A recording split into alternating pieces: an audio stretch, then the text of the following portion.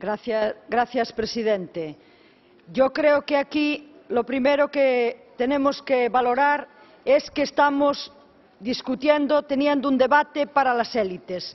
Aquí se habla mucho del pueblo moldavo, pero yo no he visto ningún informe de impacto de lo que va a suponer este acuerdo para los pueblos, el moldavo y para los distintos pueblos de la Unión Europea. Y esto me parece muy irresponsable, porque además quiero decir al pueblo moldavo y también a los pueblos europeos que este modelo neoliberal que conocemos en Europa ha significado la destrucción del campesinado a niveles inimaginables, con la ocupación de nuestros mercados locales por parte de los agronegocios europeos, la destrucción de las pequeñas y medianas empresas, la deslocalización de la producción y de las propias empresas. Y ahora los pueblos del sur vivimos el hambre que estaba erradicada, vivimos la pobreza y la exclusión social, vivimos la destrucción, la expulsión de miles de familias de sus viviendas